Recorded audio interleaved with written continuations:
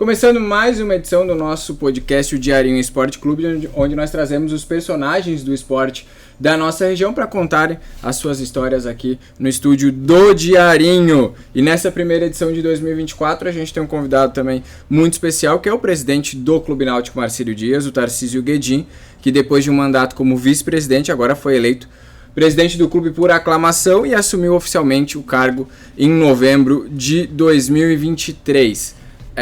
Guedin, bem-vindo ao nosso podcast. Vamos começar falando primeiro da temporada 2024. Nessa terça-feira o Marcílio enfrenta o Criciúma pela Recopa Catarinense, fora de casa. Como que essa competição está sendo encarada pelo Marcílio Dias e qual a importância dela para o clube? Boa tarde, Anderson. Boa tarde a todos, né? Então, Anderson, essa Recopa vai ser um bom início de temporada, né? Nós temos agora, fechou até no dia de hoje, né? Na verdade foi ontem à noite, foi fechado. Terá uma transmissão ao vivo da Sport TV, né? E a Premier. O jogo passou para 21h30 para todo o Brasil, né? Então vai ter uma audiência muito boa e é um bom preparativo para o Catarinense, né? Que é o nosso principal objetivo. Só que essa Recopa aí nós estamos preparados, a gente já fez 4 jogos treinos, estamos com uma equipe montada, uma base montada, né, desde 2023, final de 2023, então acredito que nós vamos fazer um bom jogo lá em Criciúma. Tu falou da montagem do elenco, o Marcílio manteve aí uma base do time que foi campeão da Copa Santa Catarina e se reforçou ao longo do mês de dezembro. Como que foi o processo de montagem desse elenco e qual que é a expectativa para o catarinense? Então, a montagem a gente já tinha em mente já desde julho do ano passado, né, a gente teve aquela situação da questão financeira, né? Ou a gente deixava para montar um time em novembro para 2024, ou a gente ia defender o título, né? O título da Copa Santa Catarina de 2022 para 2023, no caso. E a gente pensou em duas situações. Primeiro, a gente tem que montar um time, né, do tamanho do Marcílio Dias. Obviamente é um time que é um representante aqui da região. A gente não pode fazer um time que não seja um time esforçado, um time que represente as cores do Marcílio Dias, né? Então a nossa ideia era, primeiramente, fazer um time para ter uma base para 2024, e nós sabíamos nesse ponto também que o time que a gente montou, ele teria que primeiramente classificar, porque ele classificando a gente sabia que o entrosamento ia vir, ia termos uma boa chance no mata-mata. E foi o que aconteceu. Então a gente conseguiu manter uma base, mantemos em média 11 a 12 jogadores, né, para essa competição de 2024 que vai ter agora. E o restante a gente conseguiu montar para cada peça ali um jogador, para ter 2 peças para cada posição, vamos dizer assim. Então foi muito boa. A Copa Santa Catarina para nós foi muito boa. Conseguimos sair com o título que nos deu a credencial para a Copa do Brasil, né? Muito importante, até pelo pote que nós vamos pegar, né? E agora temos esse time montado com a base, já com os reforços para 2024. A vaga na Série D é o principal objetivo do Marcílio Dias na estadual, todo mundo tem falado isso, inclusive jogadores e comissão técnica. Qual a importância de estar disputando o Campeonato Brasileiro para o Marcílio Dias, para o crescimento do Marcílio nos próximos anos? E se hoje o Marcílio está preparado financeiramente para ir para uma temporada de 12 meses, né, mantendo um elenco durante 12 meses? Eu faço uma comparação, Anderson, bem das antigas, vamos dizer assim, né? A gente teve os argentinos, eles têm mais títulos da Copa da Libertadores, porque querendo ou não, os times brasileiros, eles davam mais importância para os campeonatos brasileiros, né, que o campeonato exterior. A gente até faz uma alusão aqui, eu vi se eu não me engano, foi o próprio Zico, que ele deu uma entrevista, ele falou, o que interessava era tu ganhar o Carioca, né? Nem era o brasileiro, era o Carioca. Mas ao longo do tempo foi passando, não. Então o Carioca deixou de ser tão importante, passou a ser o brasileiro, aí do brasileiro foi Libertadores. E o que está acontecendo agora também, aqui vamos supor, em Santa Catarina principalmente, né? Tipo, antes a gente queria sempre o quê? Fazer um bom campeonato catarinense, né? Isso que já vem há tempo. Claro que isso é muito importante, ter um bom catarinense, mas a gente sabe que hoje em dia para um time conseguir ser forte, ter mais torcida e sobreviver, vamos dizer assim, é a importância dele participar do Campeonato Brasileiro para ter um calendário completo, né? Então hoje em dia, por isso que o foco é esse, né? O foco sim é conseguir a vaga da Série D, mas também conseguindo essa vaga, por que não querer algo a mais no Campeonato Catarinense também? Uhum. E qual que é a importância do torcedor marcilista nesse processo? O clube lançou recentemente uma nova campanha de sócios, né? O Marcílio para Todos, Marcílio de Todos. Qual que é a importância do torcedor nesse processo também, para buscar a vaga da Série D e para que o clube tenha essa sequência no Campeonato Brasileiro? É que o Marcílio tem essa vantagem. Qual é a vantagem que o Marcílio tem? É um clube de massa em Santa Catarina. Ele sabe que se o torcedor quiser, ele lota os jogos todos os dias. Então ele acaba sendo um jogador a mais pro elenco, né? E a gente fala, isso não é demagogia. A gente sabe, o torcedor, o sócio-torcedor, vamos dizer assim, o sócio compra camisa, compra boné, ou seja, ele vai na loja do Marcílio Dias e ele adquire todos os produtos, né? E querendo ou não, o sócio, dificilmente ele vem sozinho pro estádio. Ele é sócio, traz mais um que compra ingresso e acaba favorecendo ao clube. Então, o que é a importância do sócio? Nós querendo um calendário, né, Anderson? A gente quer um calendário anual, correto? Então, tu tem que fazer uma projeção praticamente de 10 meses de salário, né? Então, tendo um sócio-torcedor que paga 12 meses, tu consegue uma tranquilidade para ter uma base do time, né? Aí tu pode fazer certos riscos, não. Pô, vamos supor, como eu sempre falo aqui, não precisa ir longe para um começo de uma Série D. Um clube como o Marcílio Dias ali, que tem um estado de capacidade hoje em dia liberada para basicamente 6 mil pessoas, tu tem a metade disso de sócio, vamos supor 3 mil sócios, tu consegue arrecadar mais ou menos em torno de uns 170 mil, mais ou menos. E tu sabe que os 170 mil que tu faz só de arrecadação direta, esses sócios vão o quê? Vão adquirir os produtos do clube, vão ao estádio, além de torcer, vão fazer compra de bebida, compra de alimentação. Então tu consegue fazer um planejamento mais saudável. E principalmente o apoio dentro de campo, né? Então tu sabe que a nossa torcida, o que ela faz ali dentro, todos os jogadores que a gente contrata, eles falam que eles gostam, que já vieram aqui, enfrentaram nós, eles gostaram da questão da pressão que ele sofreu ali. Ele fala que em certos casos dava até para nós um incentivo, porque seja ele jogador da casa ou adversário, eles gostam sempre de ter uma plateia, né? Mas é o que a gente sabe, né? O sócio é fundamental no Marcílio Dias. A gente tem que usar essa força que nós temos. Tu falou antes sobre a vaga da Copa do Brasil. No ano passado o Marcílio lucrou aí cerca de R$1 milhão, só que esse 1 milhão praticamente não entrou no caixa do clube. A justiça já várias ações e tudo mais. E o clube, enfim, pagou, né? Pagou aí ações trabalhistas e tudo mais, mas não acabou nem entrando no caixa do clube. Para esse ano, já a diretoria já sabe mais ou menos qual que vai ser a receita e também já sabe aonde vai investir esse dinheiro? Então, né? Até essa recebemos, ganhamos, mas não levamos, né? Eu recebi um meme na época. A gente ri um pouco com as tragédias, porque chega a ser um pouco cômico, né? Tem um bebezinho ganhou um chocolate, ficou feliz, foi um cara foi lá e pegou e começou a chorar, né? A felicidade foi a tristeza ao mesmo tempo, não deu nem tempo, né? Mas a gente transformou aquele limão numa limonada, né, Anderson? A gente pegou, era uma dívida grande que ia ter o clube, né? Que só de cara ia ser aquele caso que aconteceu com o torcedor de Joinville aqui, que era mais ou menos R$530 mil o débito, né? Entre o Marcílio Dias e a federação. Então a gente saldou já essa dívida aí e bola para frente, né, o Anderson?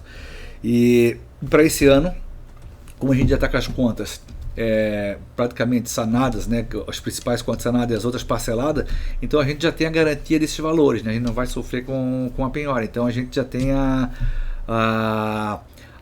essa receita já calculada, né? Claro que a gente sabe que a receita vem, a gente vê muito falar na TV, essa é 750, 720, tem que ver primeiramente, tem a questão dos descontos, que é INSS, questão parte da federação, parte do sindicato dos atletas.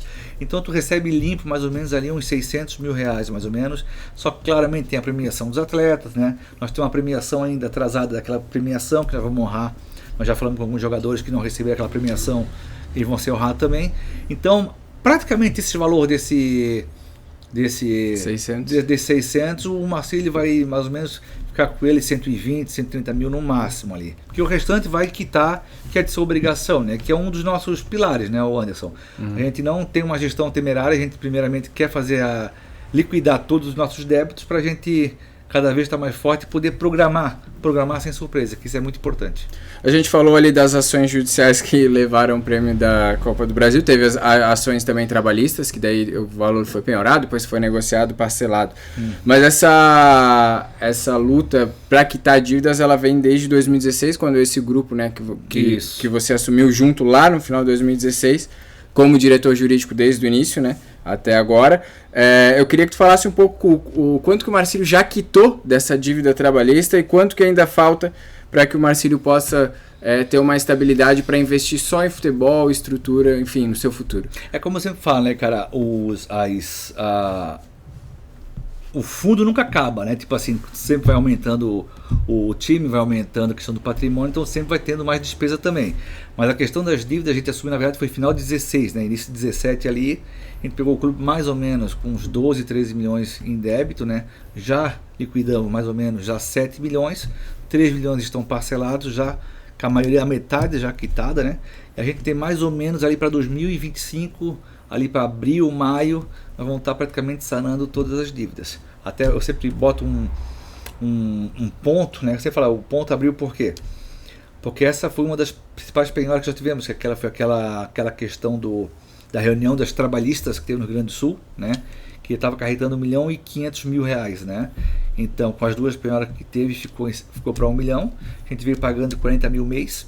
E final de dezembro a gente conseguiu finalizar 400 mil. Então, nós temos um débito de R$600 mil. E pelo nosso cálculo, pelas parcelas, em março deve terminar essas parcelas. Aí eu boto sempre abril e maio porque tem as custas processuais. Então, tu vai gastar mais umas duas parcelas mais ou menos de uns 40, 50 mil reais. Então, a partir dali, tu já começa a respirar. Porque eu falo, pô, mas é só esses 40 mil? Não, tem esses 40 mil que é direto, né? Tem mais um processo na Justiça do Trabalho aqui também que está parcelado, que é 7 mil reais, que é do delay. Tem mais um parcelamento de 6.500 reais, que é do Reinaldo, se não falha a memória, lá em São Paulo. Tem do Renato também, que é um processo que foi instaurado em Brusque, que é 3 mil. Tem mais 2 empréstimos que foi feito, né, no período da pandemia, porque a pandemia foi a gente estava numa crescente, né, 17, 18, 19, que estava parcelando tudo certinho, veio 2020. Mas muitos pensam mas a pandemia demorou, na verdade, foi 1 ano. Mas pro futebol não. Futebol nós ficamos praticamente 2 anos, foi 2 anos com estádios fechados, né? E com os estádios fechados, além de você não ter sócio-torcedor, para ter uma noção, em fevereiro, o Anderson, foi aí que a gente viu que o Marcílio estava assim, para ter uma noção, a gente chegou a 2.500, 2.470, se não me engano, sócios adimplentes em fevereiro de 2020. Em 2020, quando se anunciava que estava tendo uma pandemia, mas ninguém imaginava o tamanho que ela seria, né? Aí, para ter uma noção, no final já de 2020, desses 2.500 sócios, que estava dando uma média de 120 mil reais de lucro para o Marcílio Dias, ela caiu para, o adimplente foi para 600 adimplentes, ou seja, de 120 mil caiu para uns 20 mil reais mais ou menos. Então, foi bem difícil, mas a gente conseguiu negociar as dívidas novamente, a gente conseguiu uns empréstimos para a gente conseguir quitar todos os valores. Então, a previsão é que 2025 o Marcílio não tenha mais dívidas ou tem mais alguma coisa? Ou isso é só as trabalhistas? 2025 a gente imagina que as trabalhistas se encerrem, parte da civil também, praticamente 90%, aí nós vamos tocar mais na questão tributária. Mas quantos falta mais ou menos de tudo single block? Mais ou menos vai faltar em torno de 1,5 milhão, mas não mais do que isso. Mas maior parte vai ser a tributária, mas tu consegue também fazer às vezes algum tipo de refis e tudo mais, então fica uma situação mais, como posso dizer assim, mais tranquila, que é mais fácil de negociar, né?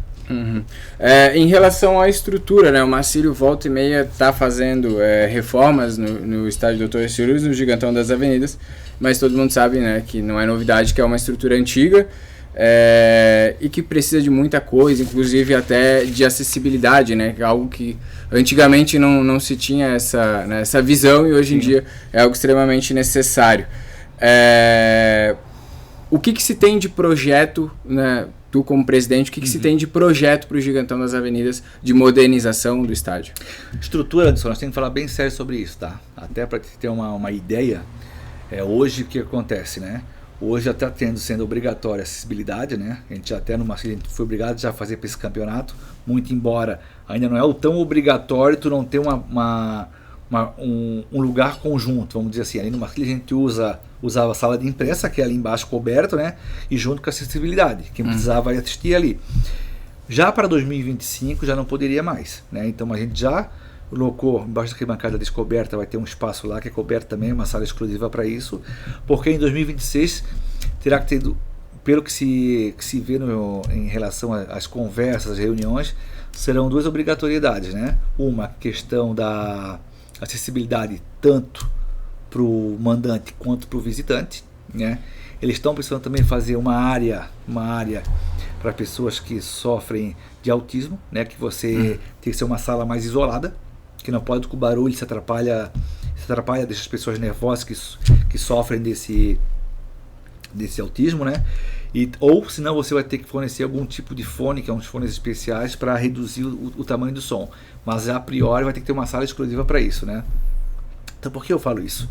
Porque, Anderson, a gente tem que analisar como anda a região, né? Você começa a analisar o Carlos Renault está fazendo um estádio novo, o Barra está fazendo um estádio novo, a Chapecoense já tem um estádio, ele não é um estádio moderno, mas é um estádio totalmente reformulado, né? Temos o Joinville, temos o Criciúma, o Avaí, o Figueirense. Então o Marcílio tem que sentar com as autoridades, sentar com os seus conselhos e ver um projeto. Não estou falando que precisa sair dali, mas tem que chamar empresários, chamar a prefeitura, chamar o estado, montar um projeto para ver o que vai ser feito ali, o quanto antes, né? Não adianta a gente ficar mais na falácia, temos que botar as autoridades junto, com o conselheiro, com o torcedor, para a gente fazer um projeto viável e um projeto que saia do papel, né? Para a gente poder ter um estádio ali moderno, porque eu vejo se continuar nessa situação, daqui a pouco o Marcílio Dias nem conseguir jogar ali vai conseguir, né? Antes o Marcílio Dias, para quem sabe, inclusive o teu pai que já está há tempo ali transmitindo jogos, já teve jogo do Marcílio ali na época que era no papelzinho, botou 19 mil pessoas ali dentro, sentado botou 15 mil pessoas. Então tu vê que é um estádio que ele tem a capacidade, mas a questão hoje em dia da obrigatoriedade dos laudos de segurança, de 15 caiu para 10, de 10 caiu para 7.800 e hoje está em 5.760. Então, como eu sempre falo, ninguém vai proibir o Marcílio de jogar ali. Mas o que acontece, não ter uma reforma ampla, vão começar a diminuir. Daqui a pouco 5.700 cai para 4.000, para 3.000, acaba sendo inviável. Então, o Marcílio Dias, ele sim, é um dos meus projetos.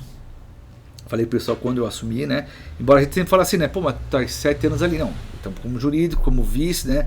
Agora que estamos com a caneta na mão. Com a caneta na mão, a gente acaba tendo mais responsabilidades, né? E tu acaba havendo mais uma certa liberdade e tu tem que botar o teu pensamento também. E uma das minhas principais propostas, que já falei pro pessoal, que eu vou chamar, é acabando o Campeonato Catarinense, né? Que se tudo der certo, e vai dar certo, nós vamos estar com a nossa Série D já assegurada, nós vamos focar bastante nessa questão do estádio. E qual é a tua opinião para o estádio? O que tu acha que poderia ser feito? Ter que refazer o estádio ou tem alguma opinião nesse sentido? Tenho. Primeiro, reformar não tem cabimento. Reformar, esquece. Né? Ah, mas quer tirar o estádio ali? Não, estou falando que quer tirar o estádio ali. Eu quero projetos. Né? Eu vou chamar outro projeto. Tem capacidade de fazer um estádio aqui para 20 mil pessoas, como eles falam, um shopping ao redor, ou fazer um negócio mais enxuto? Conseguimos ter investimento? Ah, mas pô, é só tu passar 3, 4 fases da Copa do Brasil, tu constrói. Não constrói, esquece isso. Tá? Eu vejo muita gente falando, o torcedor fala comigo às vezes nesse ponto, outros falam, faz uma campanha que só se ajuda. Não tem, pessoal. Um investimento ali, no mínimo, para te fazer uma infraestrutura e tudo mais, tu vai para cima de 100, 150 milhões. E se tu quer fazer um negócio bonito, torre, com shopping e tudo, vai acima de 300 milhões. Então tu tem que ter o quê? Parceiros. Parceiros. Né? E nesse ponto, o que passa que eu vejo? Primeiro, porque eu falo que tem que ter as autoridades têm que estar junto. Primeiro eu vejo que o quê? Como o Marcílio realmente é o detentor do terreno, muito embora, né, nós temos uma cessão de uso vitalício, temos que entender que o Marcílio recebeu esse terreno já em 1921, né? Passou de 100 anos, correto? Passou de 100 anos, estamos 103 anos já com esse terreno aí. O Marcílio construiu o estádio. Então, por direito, o estádio é do Marcílio. Então, o que eu vejo ali? É chamar o prefeito, é chamar A gente sabe que está no ano de eleição esse ano, então não há possibilidade. Mas por isso tem que se conversar com as autoridades. A partir de 2025 já vai ter uma gestão que vai ter um mandato de 4 anos. Isso, independente de quem for o prefeito, eu acho que isso aí, qualquer que for o prefeito, eu acho que todos têm essa mesma ideia, né? A gente sabe que ali tem que ter uma modificação, então, por isso, mas já dá sim para nesse ano conversar com as autoridades, né? Principalmente com o Estado, a possibilidade já de ver a questão de passar para o Marcílio Dias e já nesse termo aqui, já ver com os empresários, ver com o setor, né, empresarial junto do Itajaí, ver com as autoridades, um projeto. Mas nada de especulação, Anderson. Assim, esse negócio de especulação, mas o que tu acha? Não, eu não quero o que tu acha. É chamar, conversar e apresentar um projeto. Ó, aqui eu consigo assim, fora eu consigo isso. O que tu acha? Primeiro me apresenta esse projeto. Depois a gente senta na mesa e negocia. Essa junta já com a próxima pergunta que eu ia fazer, porque muito se fala sobre a questão do terreno do estádio. Tem gente que fala que o terreno é municipal, como você falou agora, não, o clube está ali desde 1921, né? Sim, era uma cessão do Estado, depois a cessão passou, o Estado passou para o município. Qual que é a situação real hoje? Principalmente a questão, por exemplo, tem uma área muito grande ali virado para o lado da Avenida Marcos Conde, onde poderia, com vários empreendimentos poderiam ser feitos ali. Sim. O Marcílio pode explorar aquela área comercialmente. Qual que é a situação real hoje? Isso, exatamente isso, né? Até para o pessoal ter um título de comparação, é a mesma situação da Ressacada, tá? A Ressacada teve a mesma situação. Daqui passou o terreno para lá, só que ele, se não me falha a memória, foi antes de 88, antes da Constituição, então poderia passar com mais tranquilidade. Mas hoje em dia tu sabe, quando é um bem social, para a questão importante para o município, importante para a sociedade, tu consegue transformar tudo e passar para o Marcílio Dias. Mas hoje, se for hoje, tu consegue explorar? A gente consegue explorar. Mas a gente sabe o seguinte, às vezes, para te fazer uma construção, vamos supor, tu é empresário, né? Um empresário, eu quero fazer um shopping ali naquele terreno. Aí tu vai dizer assim para mim, ô Guedinho, beleza, vou fazer um shopping ali, fala com o teu conselho, eu quero comprar 40%, fechou? Vou dizer, não posso te vender 40%. Eu posso te fazer o seguinte, te dou uma concessão para te explorar ali 40 mais 40 anos, pode ser? Tu vai dizer, tu pode fazer, mas tu pode dizer não seria mais fácil? Eu quero explorar, eu quero 40% aqui, eu te pago mensal aqui, ó, eu sei que vai ser meu isso aqui, mas eu te pago mensal, o lucro dos aluguéis aqui por 40 anos para você, 50 anos para você, Marcílio, não seria mais fácil? Tu dividir, tu ter uma porcentagem, né? Tem tudo isso que tu pode explorar, né? Até o próprio Marcílio Dias ali, tô dando ideia aqui, não tô falando, né? Tô dando ideia aqui, porque muito se fala na tal da SAF. Se fazer uma SAF, precisa ser uma SAF.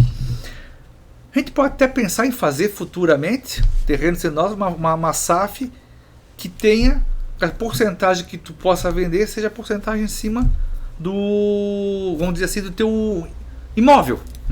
Tu não mexe no futebol, tu vende parte para investir no futebol, tu faz um negócio bem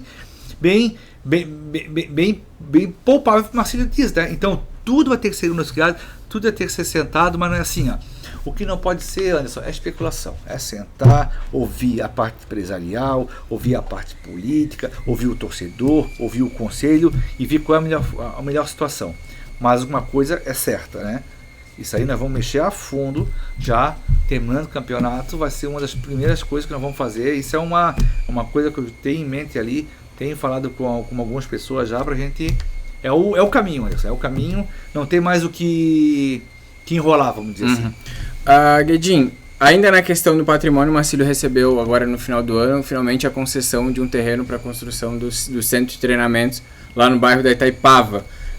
Qual que é a atual situação desse terreno e quais são os planos do clube para a construção desse CT? Já até conversamos com o Dedé, acho que foi no início de dezembro, até pela situação, como é que estava a questão da retirada do barro lá, né, da terraplanagem. Pelas questão das chuvas que deram ali para novembro e outubro, atrasou mais ou menos a questão de 3 meses, né? Então eles imaginam que vão conseguir entregar para nós já terraplanada aquela parte ali que dá para fazer uns 2 campos ali para final de abril para final de maio. Então tá nessa previsão aí. A princípio já tem que fazer, a gente já tem um esboço ali mais ou menos e pelo menos fazer 2 campos ali, né? Quanto é que sai um campo? Um campo realmente ele sai, vai gastar muito com o campo, mas o campo que ele que é o mais caro às vezes, nem é tanto a grama, é a questão da drenagem e a questão da irrigação, né? Todo o trabalho que tu faz no solo. A grama tu pode plantar em muda, que é a melhor que tem. Ela demora mais a crescer, ela fica em torno de uma média de uns 5, 6 meses, ela já está apta a uso. Só que a grama plantada em muda, ela tem um proveito melhor. Ela vem mais agrupada, ela vem mais firme. Então esse é o nosso projeto, né? A gente sabe, não adianta o torcedor imaginar que... Todos já sabem disso, né? Que vai entregar em abril, já em maio tá funcionando. Então, por isso que a gente sabe que não. Mas já temos a situação, acredito sim, né? Até tinha falado com o secretário de obras e tudo mais, que nós vamos precisar pelo menos de uma ajuda deles para fazer a questão da drenagem junto com a irrigação.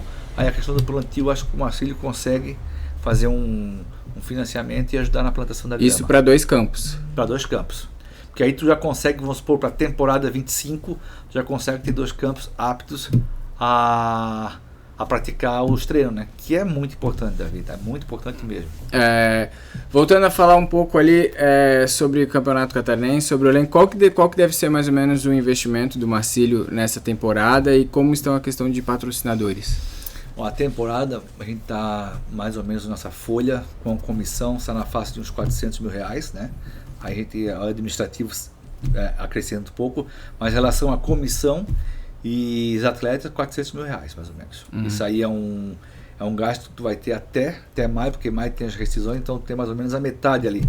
Então é bem puxado, só que estava no nosso orçamento, né? A gente sabe que vai ser, vamos precisar muito do torcedor, porque a gente está fazendo essa campanha do sócio, né? Questão do patrocínio, nós estamos com alguns patrocínios, né? Mas é difícil o patrocínio, a gente sabe que hoje em dia o empresariado também é difícil, é custoso para ele às vezes investir no time, mas nós estamos indo atrás, ainda a gente está tentando fechar com mais 2 patrocinadores ainda na segunda-feira, a gente tem 2 reuniões marcadas, mas hoje a gente tem alguns parceiros, né, apoiadores e patrocinadores. Estamos bem, estamos satisfeitos, mas a gente acredita que podemos ter mais apoio nesse ramo. E a questão das categorias de base, né? No ano passado o Marcílio investiu só no 17, né, para disputa de uma competição, foi campeão inclusive, né, que é muito bom.